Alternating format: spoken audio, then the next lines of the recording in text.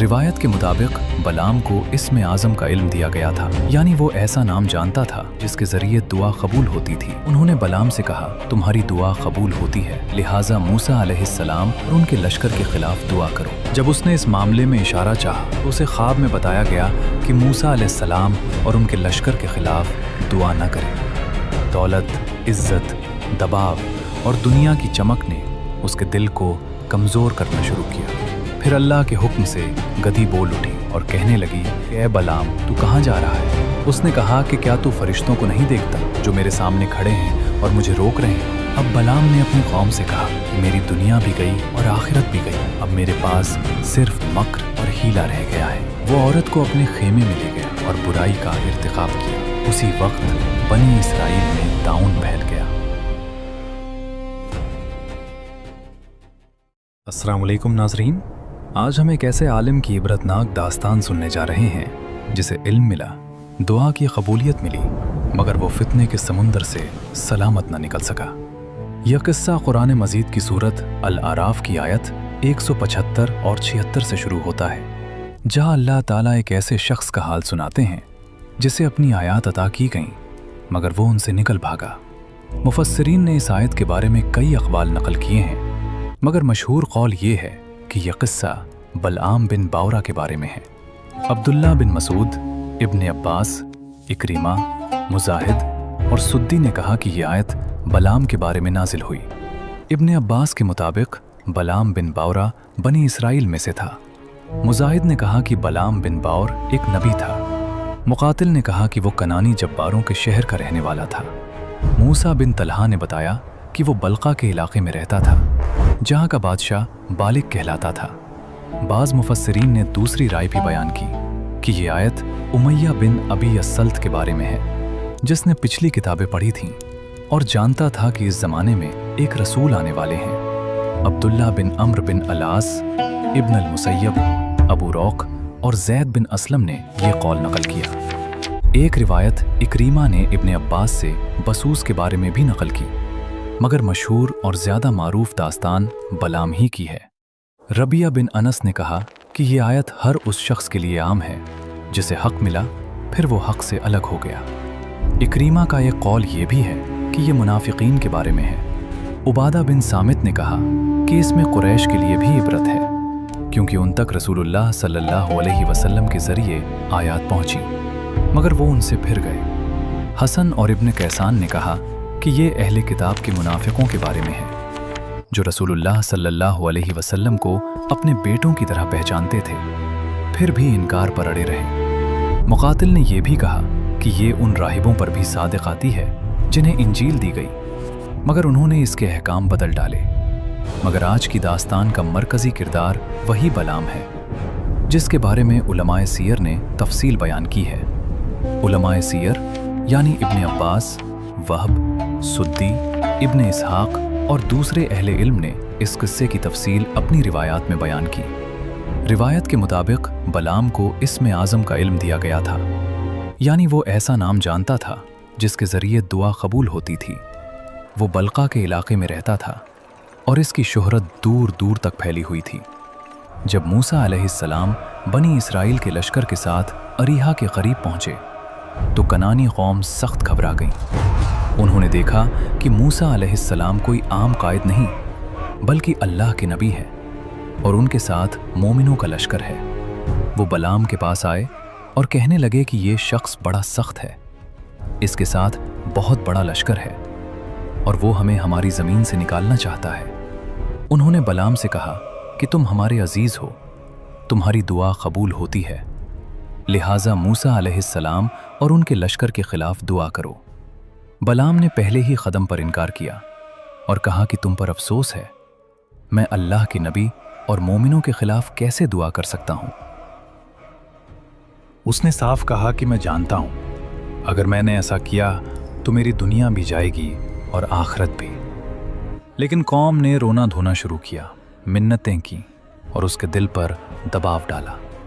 बलाम ने कहा कि मैं अपने रब से मशवरा किए बगैर दुआ नहीं करता।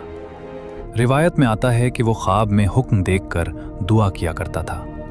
जब उसने इस मामले में इशारा चाहा तो उसे ख्वाब में बताया गया कि मूसा अलैहिस्सलाम और उनके लश्कर के खिलाफ दुआ न करे। उसने कौम से कहा कि मुझे मना कर दिया गया है, मैं दुआ नहीं कर सकता। मगर यहाँ से फितने का दरवाज़ा खुला, क्योंकि कौम ने उसके सामने तोहफे और रिश्वतें रखना शुरू कर दी। दौलत, इज्जत, दबाव और दुनिया की चमक ने उसके दिल को कमज़ोर करना शुरू किया। मुकातिल की रिवायत के मुताबिक बल्का के बादशाह ने उस पर सख्त दबाव डाला, हत्ता कि उसे धमकाया गया। आखिरकार बलाम फितना में आ गया और उसने वादा कर लिया कि वो मूसा अलैहिस्सलाम के खिलाफ दुआ करेगा। वो एक गधी पर सवार हुआ और उस पहाड़ की तरफ रवाना हुआ जहां से मूसा अलैहिस्सलाम का लश्कर दिखाई देता था। रिवायत में है कि वो हज़बान के पहाड़ पर पहुंचना चाहता था, जो गौर की तरफ बुलंद था, और अरीहा के करीब बनी इसराइल का लश्कर मौजूद था। रास्ते में गधी चंद कदम चलती, फिर बैठ जाती। बलाम उतरता, उसे मारता, फिर वो उठती, मगर थोड़ी दूर जाकर फिर बैठ जाती। उसने दोबारा उसे मारा, यहाँ तक कि जानवर तकलीफ से बेहाल हो गया। फिर अल्लाह के हुक्म से गधी बोल उठी और कहने लगी कि ऐ बलाम, तू कहाँ जा रहा है? उसने कहा कि क्या तू फरिश्तों को नहीं देखता जो मेरे सामने खड़े हैं और मुझे रोक रहे हैं? गधी ने उसे खबरदार किया कि क्या तू अल्लाह के नबी और मोमिनों के खिलाफ दुआ करने जा रहा है? मगर अफसोस कि जिस आदमी के पास इल्म था, वो एक जानवर की नसीहत से भी न संभला। वो आगे बढ़ता रहा, यहाँ तक कि उस जगह जा पहुँचा जहाँ से लश्कर नजर आता था।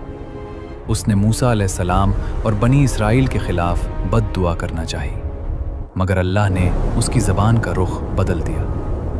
जब वो बनी इसराइल के खिलाफ बुराई मांगता तो वो बुराई उसकी अपनी कौम की तरफ पलट जाती। जब वो अपनी कौम के लिए भलाई मांगता तो अल्लाह उस भलाई को बनी इसराइल के हक में कर देता। कौम ने हैरत से कहा कि बलाम, ये तुम क्या कर रहे हो? बलाम ने बेबसी से कहा कि ये मेरे इख्तियार में नहीं, मेरी ज़बान मेरे काबू में नहीं रही। रिवायत में आता है कि उसके सीने से एक सफ़ेद कबूतर निकला, जिसे ईमान और मारिफत की अलामत बयान किया गया। मूसा अलैहिस्सलाम ने अल्लाह से अर्ज़ किया कि ऐ मेरे रब, तूने उसकी दुआ हमारे खिलाफ सुनी, अब हमारी दुआ उसके खिलाफ सुन। मूसा अलैहिस्सलाम ने दुआ की कि ऐ अल्लाह, उससे इस्म आज़म छीन ले। उसी वक्त बलाम से वो नेमत छिन गई और उसकी ज़बान लटक कर उसके सीने पर आ गिरी। अब बलाम ने अपनी कौम से कहा कि मेरी दुनिया भी गई और आखिरत भी गई, अब मेरे पास सिर्फ मक्र और हीला रह गया है। उसने कहा कि मैं तुम्हें एक चाल बताता हूँ, तुम अपनी औरतों को खूब बना सवार कर बनी इसराइल के लश्कर में भेजो। उसने उन्हें सामान भी दे दिया कि वो बेचने के बहाने लश्कर में जाएं। उसने कौम को ये भी समझाया कि औरतों को हुक्म दो कि अगर बनी इसराइल का कोई आदमी बुराई की तरफ माइल हो तो वो इनकार न करे। बलाम जानता था कि अगर बनी इसराइल में जिना फैल गया तो उन पर अल्लाह का अजाब आएगा। चुनाचे एक कनानी औरत जिसका नाम कुशी बिन्त सूर बताया गया, बनी इसराइल के लश्कर में आई। बनी इसराइल के एक सरदार जिमरी बिन शलूम ने उसे देखा और उसके फितने में पड़ गया। वो उसे हाथ से पकड़कर मूसा अलैहिस्सलाम के पास आया और गुस्ताखी से कहने लगा कि मुझे लगता है आप कहेंगे कि ये मेरे लिए हराम है। मूसा अलैहिस्सलाम ने फरमाया कि हाँ, अल्लाह की कसम, ये तुम पर हराम है, उसके करीब न जाना। मगर जिमरी ने नाफरमानी की और कहा कि इस मामले में हम आपकी बात नहीं मानेंगे। वो औरत को अपने खेमे में ले गया और बुराई का इर्तिकाब किया। उसी वक्त बनी इसराइल में ताउन फैल गया।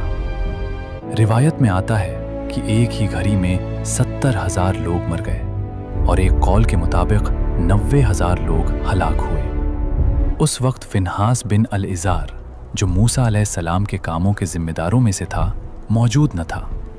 जब फिनहास वापस आया और उसने बनी इसराइल में ताउन को फैलते देखा तो पूछा कि ये क्या हो रहा है। लोगों ने उसे पूरा वाकया बताया कि जिमरी ने कनानी औरत के साथ खुली नाफरमानी की है। फिनहास बड़ा ताकतवर शख्स था। उसने अपनी लोहे की बर्छी उठाई और जिमरी के खेमे में दाखिल हुआ। उसने दोनों को उसी हालत में पाया और एक ही वार में दोनों को बर्छी से छेद दिया। फिर वो बर्छी को बुलंद किए बाहर निकला और अल्लाह से अर्ज करने लगा कि ऐ अल्लाह, जो तेरी नाफरमानी करे हम उसके साथ यही करते हैं। रिवायत के मुताबिक इसी अमल के बाद ताउन रुक गया। बनी इसराइल के यहाँ फिनहास की औलाद को बास खास हिस्से देने की रिवायत इसी वाक़ये से मंसूब की गई। इसके बाद मुफस्सिरीन ने कुरान के अल्फाज की तशरीह बयान की कि बलाम को जो आयात दी गई थीं उनसे मुराद क्या थी। इब्ने अब्बास और सुद्दी ने कहा कि इन आयात से मुराद इसमें आज़म था। इब्ने ज़ैद ने कहा कि उसे ऐसी कबूलियत दी गई थी कि वो अल्लाह से जो मांगता उसे अता किया जाता। इब्ने अब्बास से एक रिवायत ये भी है कि उसे अल्लाह की किताबों में से एक किताब दी गई थी। मुकातिल ने कहा कि आयात से मुराद अल्लाह की दलीलें और हुज्जतें थीं। मुजाहिद ने कहा कि बलआम बनी इसराइल का एक नबी था, मगर कौम ने उसे रिश्वत दी तो वो खामोश हो गया और उन्हें उनके हाल पर छोड़ दिया। कुरान मजीद के अल्फाज फन सलखा मिन्हा का मतलब मुफस्सिरीन ने यह बताया कि वो आयात से यूं निकल गया जैसे सांप अपनी खाल से निकल जाता है। फ़अतबअहुश शैतान का मतलब ये है कि शैतान उसके पीछे लग गया और उसे जा पकड़ा। फ़काना मिनल गावीन का मतलब है कि वो गुमराहों में शामिल हो गया। अल्लाह ताला ने फरमाया कि अगर हम चाहते तो इन आयात के ज़रिए उसे बुलंद कर देते, मगर वो ज़मीन की तरफ झुक गया। ज़मीन की तरफ झुकने का मतलब ये है कि उसने आखिरत के बदले दुनिया को पसंद कर लिया। सालबी ने यमान बिन रियाब से नकल किया कि यहाँ ख्वाहिश से मुराद उसकी बीवी भी हो सकती है, क्योंकि उसने उसे ख़यानत और दुनिया तलबी पर उभारा। फिर अल्लाह ताला ने उसकी मिसाल कुत्ते से दी कि उस पर हमला करो तो भी हाँफता है, छोड़ दो तो भी हाँफता है। मुजाहिद ने कहा कि उसका दिल टूट चुका था, इसलिए वो हर हाल में हाँफते कुत्ते की मानिंद हो गया। बाज़ मुफस्सिरीन ने कहा कि उसे नसीहत करो या ना करो, उसके लिए दोनों बराबर है। इब्ने अब्बास ने फरमाया कि अगर उस पर हिकमत ला दी जाए तो वो उसे उठा नहीं सकता, और अगर छोड़ दिया जाए तो खैर की तरफ नहीं आता। इब्ने कुतैबा ने अपनी तफसीर में बताया कि अक्सर जानवर प्यास या थकन से हाँफते हैं, मगर कुत्ता हर हाल में हाँफता रहता है। इसीलिए अल्लाह ने उसे ऐसे शख्स की मिसाल बनाया जिसे इल्म मिला मगर उसने इल्म से फ़ायदा ना उठाया। मुकातिल ने कहा कि उसे ख्वाब में रोका गया मगर वो न रुका। गधी ने उससे बात की मगर वो फिर भी न संभला। मंसूर बिन ज़ाज़ान ने एक इबरतनाक बात नकल की कि जहन्नम में कुछ लोग ऐसे होंगे जिनकी बदबू से अहले जहन्नम भी तकलीफ पाएंगे। जब उनसे पूछा जाएगा कि तुम दुनिया में क्या करते थे, तो वो कहेंगे कि हम आलिम थे मगर अपने इल्म से फ़ायदा ना उठाया। सुद्दी ने बयान किया कि बाद में मूसा अलैहिस्सलाम बलका की तरफ बढ़े। बलआम की कौम से जंग हुई, उनके बादशाह बालिक को कत्ल किया गया और बलाम भी बुरी तरह मारा गया। इस पूरी दास्तान का खुलासा ये है कि इल्म अमानत है, इज्जत आजमाइश है, और कबूलियत भी कभी कभी बहुत बड़ी जिम्मेदारी बन जाती है। बलाम का किस्सा हमें बताता है कि इंसान सिर्फ इल्म से नहीं बचता जब तक दिल में इखलास, खौफ खुदा और हक पर साबित कदमी ना हो। जो शख्स दुनिया के तोहफों, रिश्वतों और लोगों की खुशामद के बदले हक छोड़ दे, वो बुलंदी से गिरकर इबरत बन जाता है। कुरान मजीद ने इस किस्से को सिर्फ तारीख के तौर पर नहीं सुनाया, बल्कि हर दौर के इंसान को आईना दिखाने के लिए सुनाया है। इसलिए असल कामयाबी ये नहीं कि आदमी हक को जान ले, बल्कि ये है कि हक को जानकर उस पर कायम भी रहे।